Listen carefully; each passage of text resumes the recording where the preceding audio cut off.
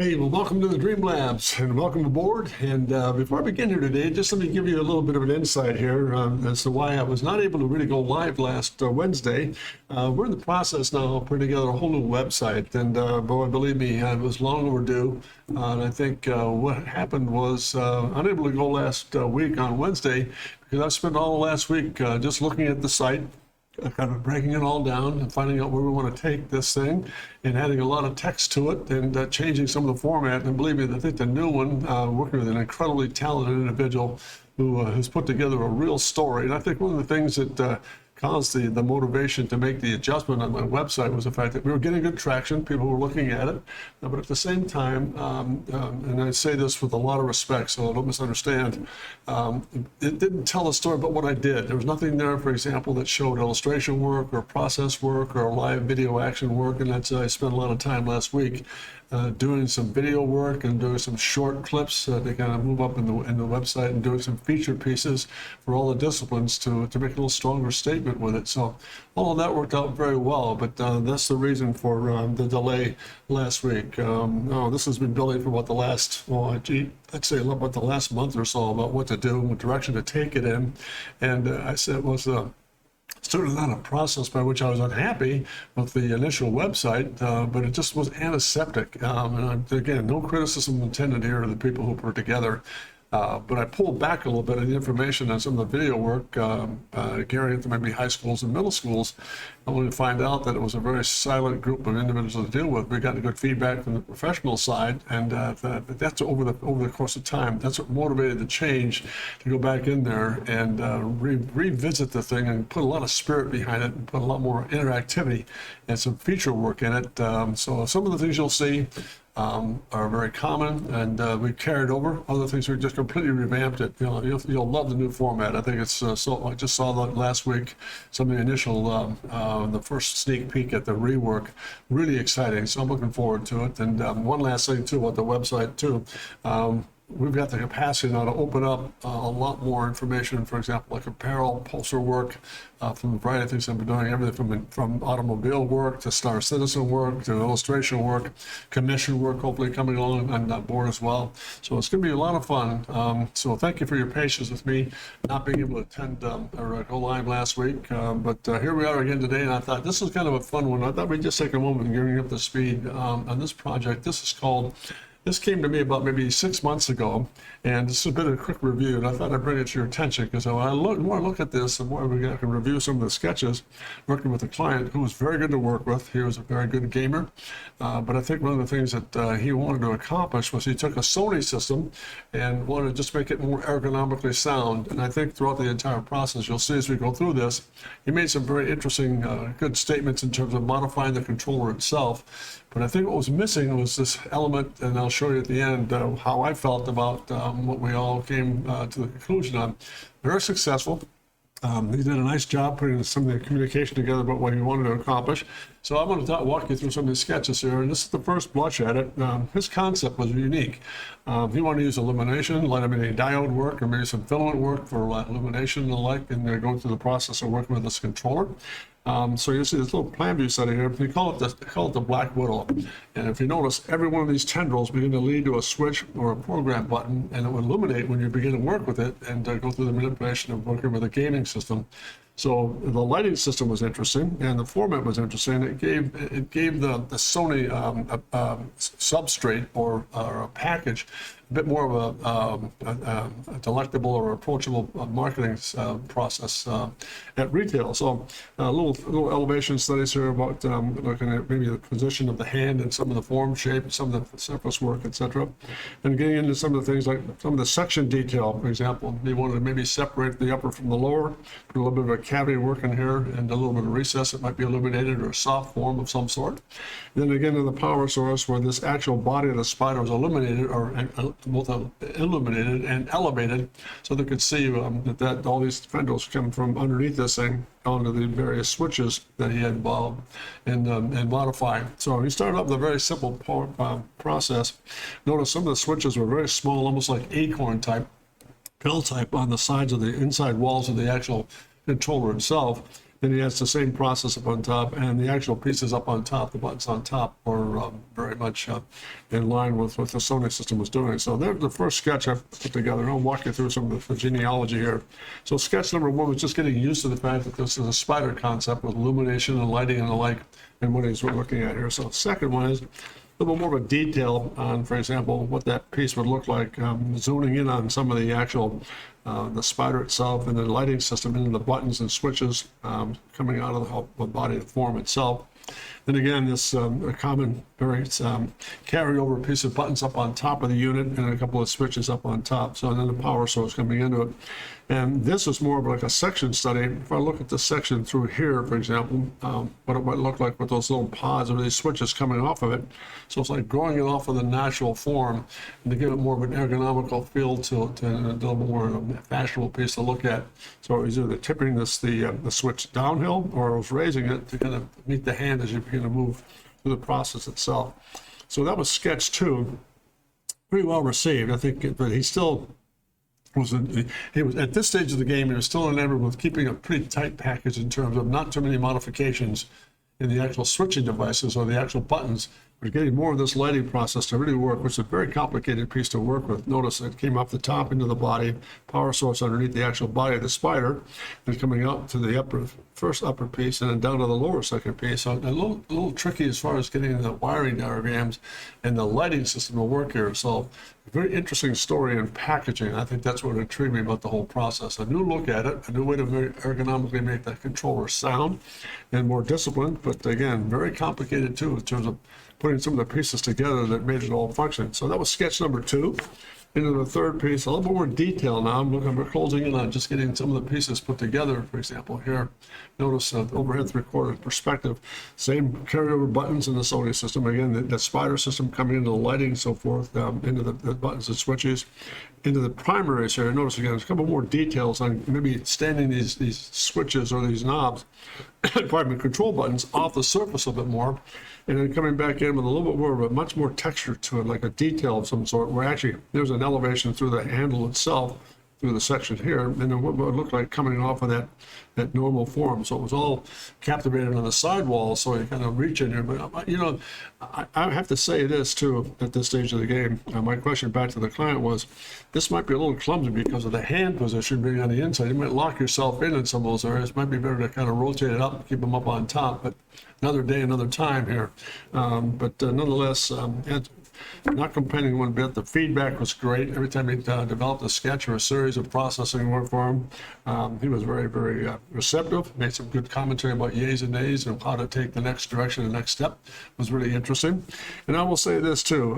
It's not my place to kind of say, well, if I were you, this was his image, this is his vision, and my task was to kind of listen very carefully and deliver some of the things he was looking at here. But I do think in the long run, and as you'll see as we go through the process here, he even said it himself, it was all said and done, we might have been better off to start with a whole new format, the whole new way of looking at this thing ergonomically. And I think that's an excellent insight, which tells us about the interesting thing about the design process. In Mark's case, for example, he was looking at taking a known entity, modifying it to make it much more manageable, but at the same time, almost locking himself into the knowns and the misgivings of it's already established. Maybe in time to come here, and I'll wrap it up at the end of the day here, in time to come, he's going to come back in shortly here. Maybe we'll take a look at this thing again and go to a whole new look and put all the pieces together that he needs, but to make it much more distinctive for him. Going to push it through the system here. So back to sketch number three, as you see, much more definition in terms of maybe modifying some of the buttons, maybe they're more prominent off the normal surface, so they can be a bit more tactile and to begin to work with it, so much a little more efficiently. So that was the third study. And by the way, this process, even though there's only a few sketches here to deal with, was a long drawn-out process. Oh, pardon me. A long drawn-out process of, these are the culmination of some of the thumbnail sketches, some of the development sketches that we did not show. And I'll get into that. Maybe it's phase two. If we go back into this process and reinvent this and reignite this project, I'll be happy to do that. I'll bring all that storyboarding out and you can look at it. But today's effort was to show you how really defined this stuff can become and how to work with a client in terms of addressing the issues to solve the problem. So that was the third study we put in the case. And then all of a sudden we came back in again now, a little little bit more open-ended, for example, getting more button details and again, the overall armor, the character of the actual case itself, and adding some little features like, for example, changing the modified form, a little cold molded soft rubber underneath for grip, and then getting up on top of this thing with some really interesting things regarding some of the texture changes, maybe a color change variation, maybe an offset, maybe a recess or positive or negative. Again, now the actual spider itself will now be illuminated with the rest of the actual pieces that fiber optically reach to the buttons. A little bit of a full section detail. This would be a section through the actual armature of the actual carrier itself. And then again, coming off of that with a little bit more of a button detail. Notice they're still pretty flush on the inside wall here. And I think you just see the transition to go from sketch to sketch to sketch. I'll just begin to change a little bit. And again, underneath, adding a little bit more of a protruding power source to get this thing to kind of plug in and go. And here's a couple little detail switches of the buttons. Normally, they're pretty common. Again, the location, the character was here, a little bit of nubbing up on top of the form itself. But again, the actual burring of it all, this thing was down low where the hands were, your fingers are underneath, I suppose. But I almost felt, for example, that on going through the process, something like this is much more active up on top. Now, it might be in the way a little bit, but it's much more active and much easier to move your hands, so to speak, and not interrupt the process of going from button to button to button. So I might be totally wrong on that, and if that's the case, so be it. But it just seemed like a cleaner way to get this stuff up on top of the surface, or somehow part of this whole process on the sidewall to make it much more manageable to deal with. So that was the fourth study we put together here for him. And again, let's go to number 5. And again, a lot more detail. Now notice how it's beginning to change. What happened at this stage of the game, after going through, let me bring this sketch back for a moment here. Let me get these guys side by side a little bit, to overlap just a touch. They're right about there. How's that? After going through a series of sketches with the client looking at these types of button systems, he felt that, you know what, maybe you're right about getting this close association of the normal surface when you handle or grip this thing. It might be better off to kind of float these buttons or paddles off the normal surface. So that's what initiated sketch number 5. We went from a button flush system, or just barely off the normal surface, into what he referred to as a paddle system, going paddles and right and left, and then we just kind of slug and push in. Notice the detent area or the assembly face elevation. This is the elevation of the paddle, and that would sneak in, for example, in the body side into the wiring system here to connect it to the actual fiber optics that were still involved in the spider system. So again, notice the paddles were much more vertical, maybe a little bit on the clumsy side still, but at least this was a sketch to address that need that he wanted to look at for putting a new look at buttons or paddles and getting this more ergonomically sound. Another project here was looking at the texture concept. Maybe notice in this one, it was a full texture piece, potential paddle study. Then this one had a little bit of a split. So maybe the upper surface was a little bit less active and the lower surface much more active. So it increased the actual shape of the peanut of the actual paddle itself. So again, transition from buttons that are flush to a paddle system was the generation in this set of sketches. Then we move on to this one, 5, and then to 6. Notice again how I keep going back and forth, and let's do this. Here's some comparison of one to the other. Notice how in 5, you've got, for example, they're just kind of sitting there floating on the normal surface itself, and they're really direct feed into the actual hardware of the actual controller. Now in this case, number 6, notice how the paddle has a little bit of an arm in it, and at the end of that arm, there's a little bit of a detent or a little transistor or connector that plugs into the actual framing underneath the actual skin itself. So it's much more of a plug-in kind of a piece as opposed to with a stem on it for removability and changeability, as opposed to what we had in sketch number 5. So again, notice even the paddles up on top, it went from a switch type to a paddle type. We actually moved them right and left and so forth through the process of working with it. So big transition there in terms of getting these paddles to run a little bit more from a stem. They were still, they appear to be on the surface, but they would still float just above the normal surface. For example, we cut a section through here. This kind of gives you a little bit more an idea of what that paddle would look like. This was up on top, for example. And this would be more, if we just turn this whole process sideways, it's like a cool one. You wanted a web pattern in there too to kind of give it that same spider connotation. So that could be cold molded as far as this would be a soft insert on top of a molded piece. So that was all part of the process as well. So then moving on here, another little bit of detail. Notice how this is a little bit more of a configured piece, showing how these paddles would actually lay off the surface. Here's some more definition in terms of what the paddles might look like. And again, position up on top, still carryover buttons from the original Sony, still with a wiring diagram and the actual LED or the actual filament work for lighting in the process itself. And then we come back in with a little bit of section detail. Notice one would plug into the side and one would be very direct. So it's a matter of his choice about which way he wanted to take this thing. Very, very unique story being told here. So there it is. There's number 7. And just a bit of an overview. All of a sudden, to me, it started to feel like now the process was getting a lot more stabilized. There was a very little, you can kind of grip these things, but your fingers can move on these things very easily now, as opposed to maybe interrupting yourself or making the mistake of hitting the wrong button when they were flush to the surface. I think the paddles were a good idea to kind of elevate them a little bit. Maybe the scale was a little bit off here, and we kept working on that from sketch to sketch, family to family of studies. So from the paddle series, again, this is a little more of an inline process here. And then we go back in with these guys. Now notice, look at the orientation. Everything went flat or flush. For example, just laying across the surface, plugging it in, then again sliding it in, and then behind that would be this power switch. And again, still be illuminated, a little bit of a detail. Common buttons, and again, this upper piece would be much more flush to the surface. And then again, on the body side, again, flush, but at the same time, a little bit of that arm, so it kind of pull out, pull in, and the replaceability and interchangeability should something go wrong with the unit itself. So again, notice this little detail here was interesting. It's just kind of helped that little shelf, right, that little section change right there really helped to kind of hide what this was doing underneath that the actual paddle concept itself. This would slide in and be protected, so to speak, by that little bit of that shelf up on top. It's that little change of pace right there. It gives a little more protection as that paddle gets into position and being utilized. And notice almost the very first sketch, all these areas here were just very small button related. Now they're going to full paddle, which I think made a lot of sense. And he seemed to be pretty pleased with the fact that was a good direction to take this thing in. So there's sketch number 8. Basically, overall concept of this sketch was just a perspective paddle placement configuration and where to place them, how far apart they are, where do they slide in, and what means of protection do we have to provide for it, and kind of make sure there's no difficulty in sliding over the top of the form itself and interrupting the process of the gaming process. So this is sketch number 8. A little more detail again. This is again a little cleaner with this thing now. Notice this is a little bit interesting here. This is a section detail of how that paddle system would work. There's a shroud we were talking about, that overhang up on top.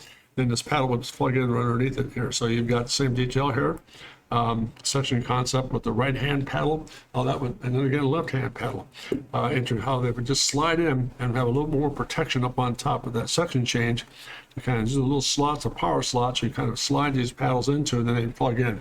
So it was a really good exercise for me in terms of listening very carefully what the client was looking for, not revise what he was saying in terms of, well, it can't be this, can't be that, we can't be too flush, we need to pop it up a little bit, we need to protect them. All these elements of communication were really strongly powerful and helpful to kind of resolve some of the issues he was dealing with in putting this whole process together. So that was sketch number 9, much more of a refinement study of how to maybe bury the paddles and protect them with this little shroud up on top and still maintain the lighting process that he had initiated here. So there's 9, coming into number 10. And again, notice how all of a sudden, now we're rotating this thing from paddle to paddle. It would rotate up. The upper paddle location would come in, and it would come in, pop in, slide over, and drop. So then again, here's another variation of what that would look like. And again, variation up on top without the sidewalls here. But notice again how we wanted to get a little bit more voluptuous, or very more section change with some of the actual body of the form itself. Getting into this, which is all molded. Then it would be a co-molded piece underneath with a very, very, very interesting web graphic underneath it all to kind of connote this spider series that we're dealing with here. So just again, little glances along the way. Sometimes full sketches, sometimes detailed sketches, and especially spending a lot of time with some of these paddle systems and control systems, so sensitive. But again, not a lot of information here. I didn't include in this pass of sketches. He was more concerned about getting more of that cold mold look and what that little shroud would look like for the paddle protection itself. Not so much worried about it up on top. That's a different actual set of circumstances. You could drop that in and rotate it, and that's exactly what that was intended to do.